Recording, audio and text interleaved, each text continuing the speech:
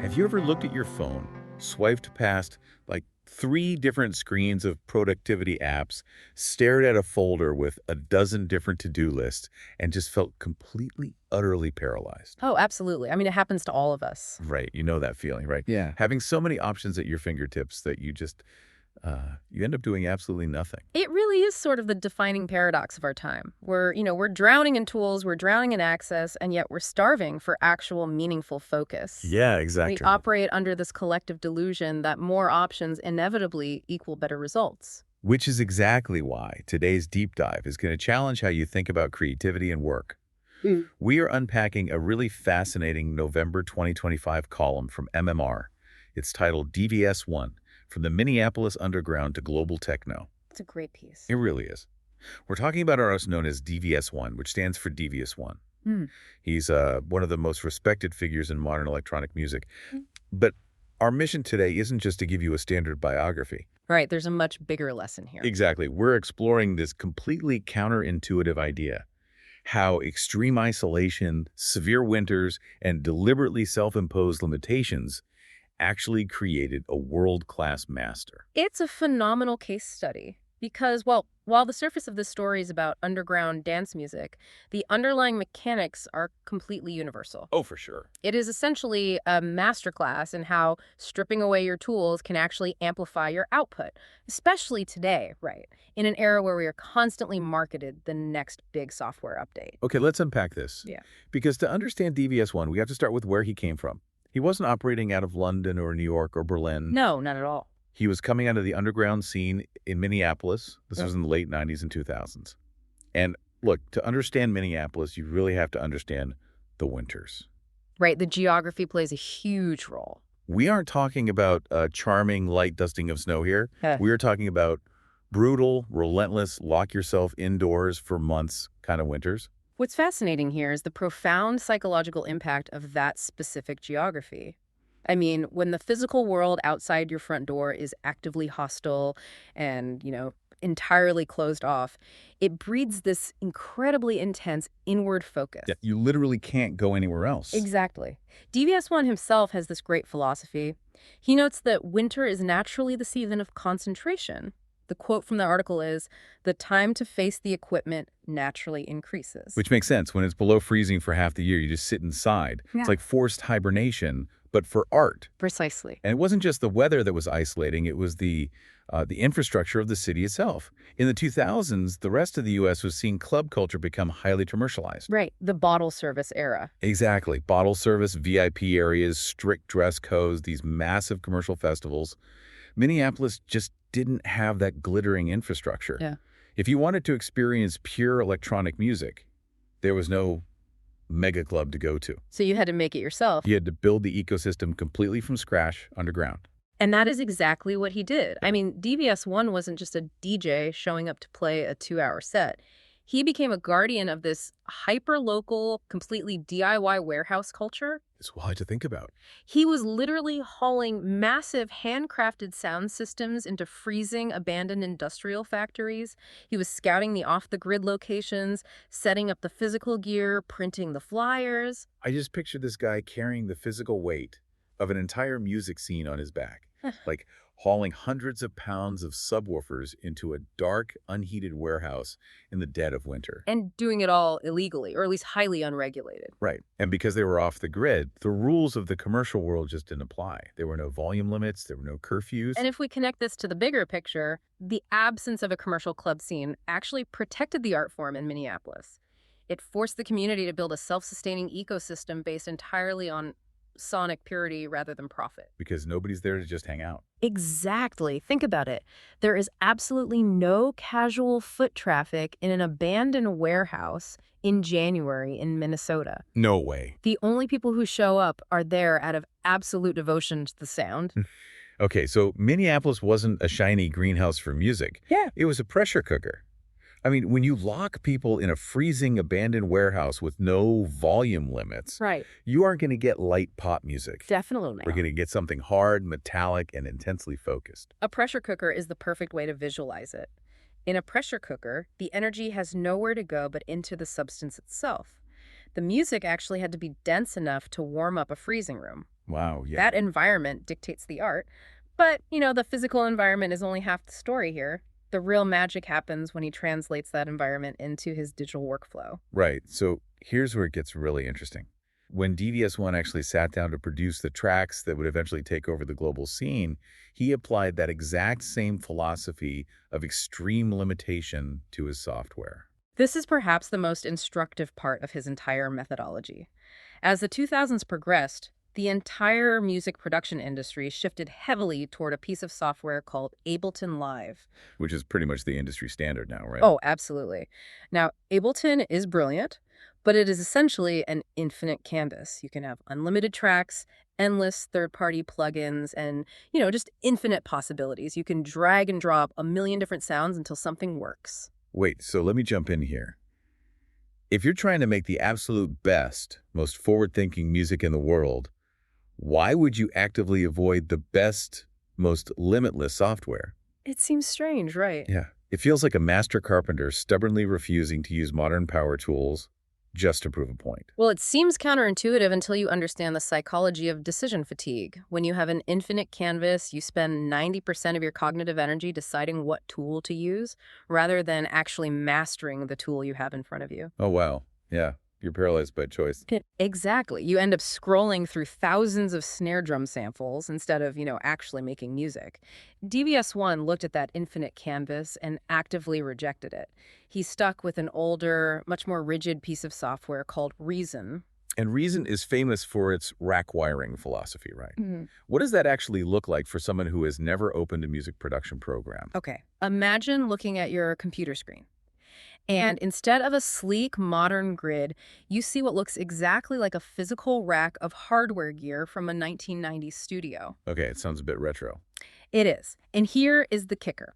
To make the instruments talk to each other, you hit a button on your keyboard, the entire virtual rack flips around on your screen, and you have to manually route virtual cables from the output of one machine to the input of another. Are you serious? That sounds incredibly tedious compared to just dragging and dropping a file. It is tedious, Yeah. but that friction is the point.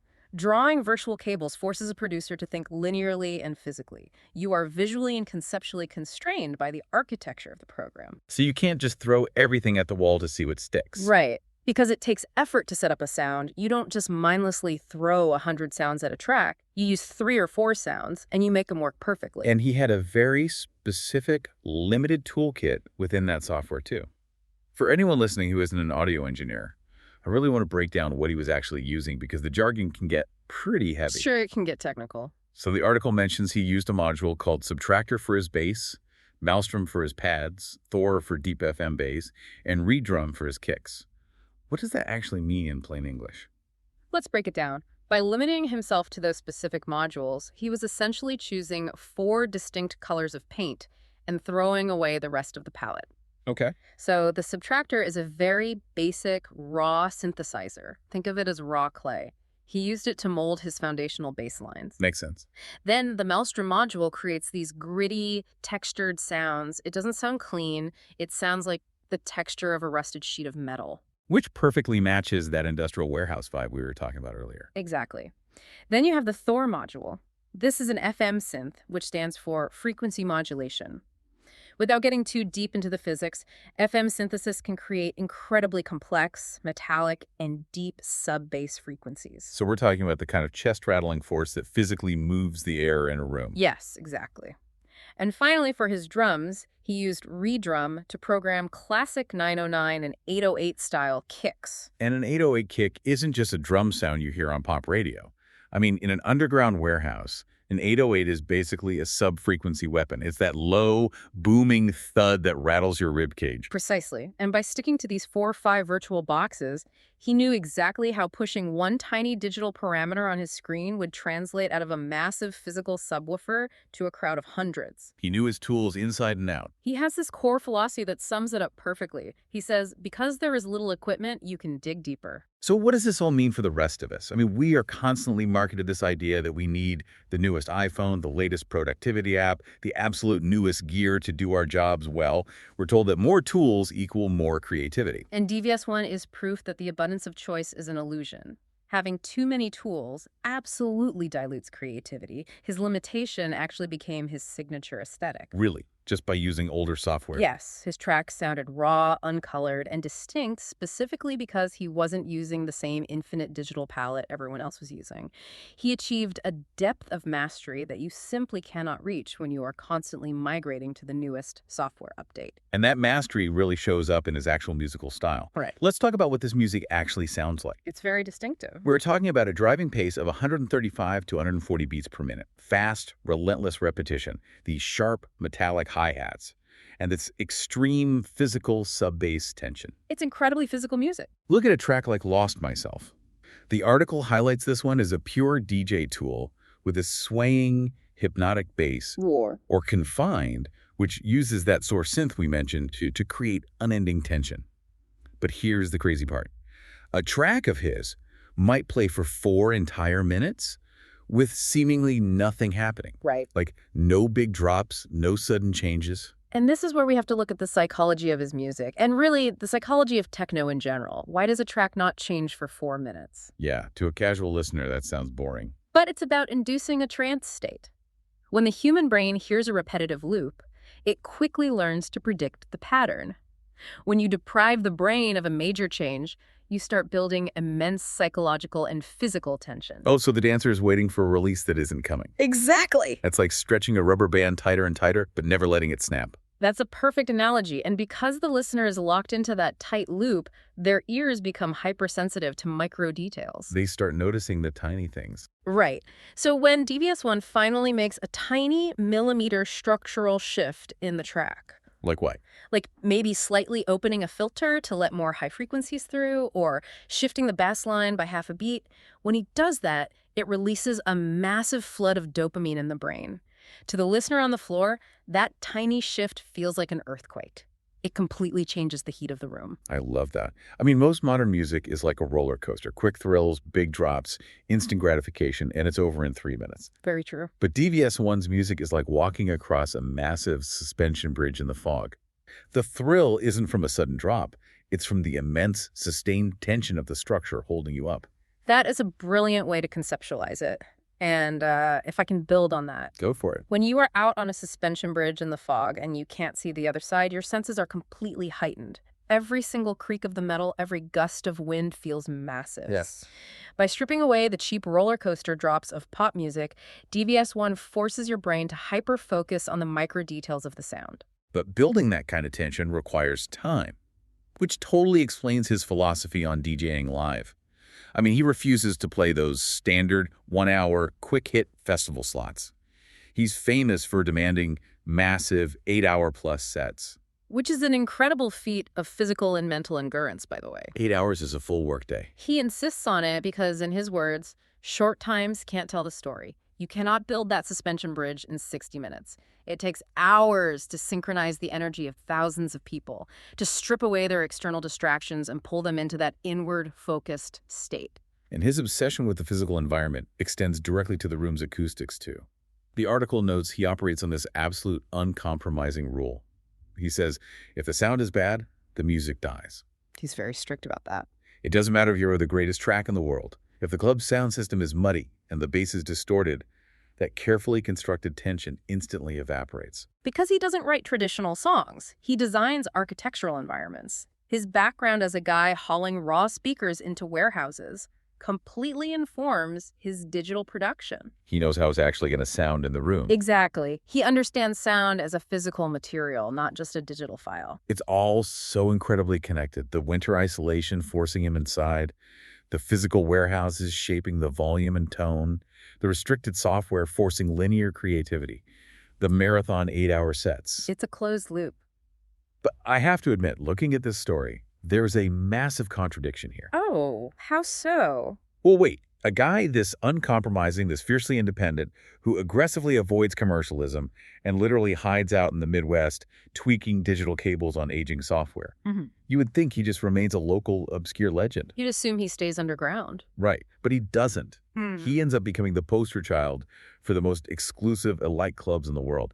How does that authenticity translate globally? Like, how does a guy in a freezing warehouse conquer the world? This raises an important question about how culture migrates. The very isolation that you would think would keep him hidden actually served as the ultimate incubator. And contract. It allowed him to develop a sound so pure that the global techno elite didn't even know they were starving for it. And according to the article, there were two major international milestones that took him from Minneapolis to global domination. Yeah, let's talk about the first one.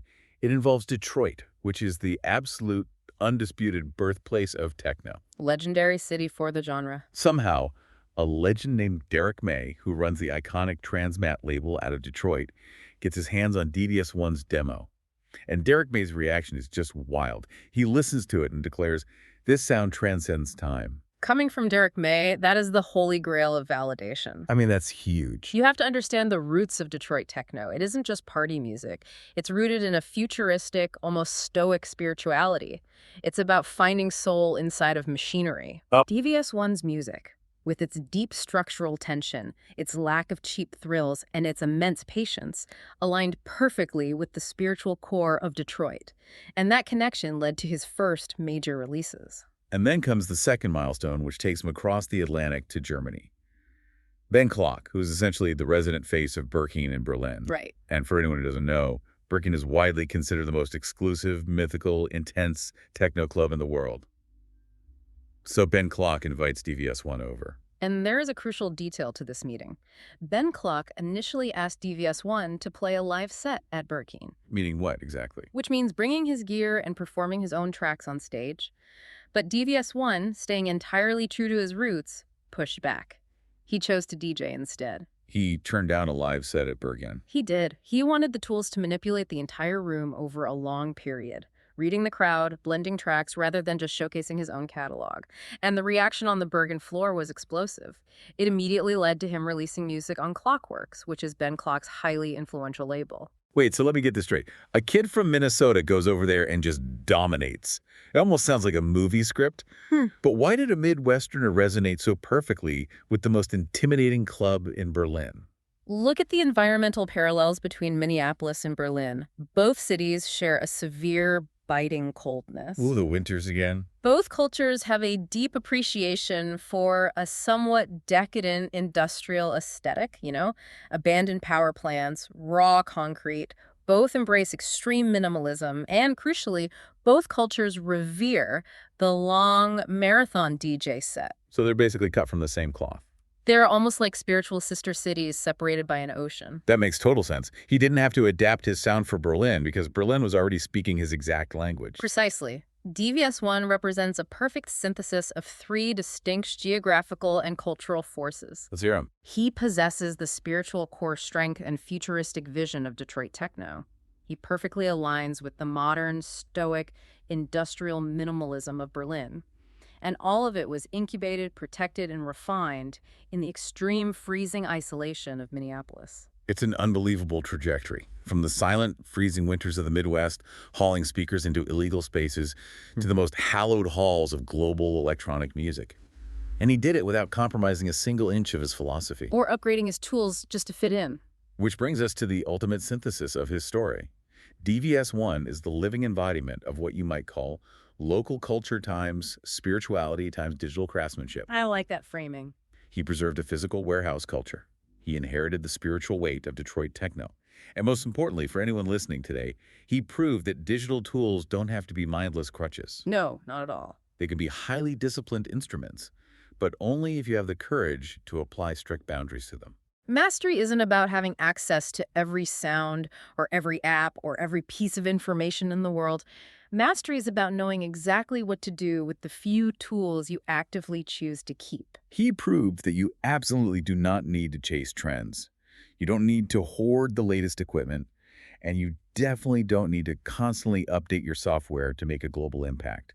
In fact, doing the exact opposite, committing fiercely to your constraints, is what actually gives you an edge. It's a lesson we could all use right now. Okay, as we wrap up this deep dive, I want you to take a second and really reflect on your own digital environment.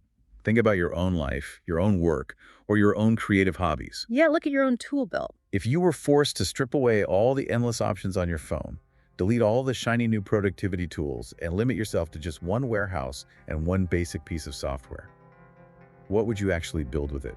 What could you master if you finally stop looking for the next upgrade? That is the real challenge he leaves us with. The tools are already there. The focus is up to you. It really is. Thank you so much for joining us on this deep dive today. We'll catch you on the next one.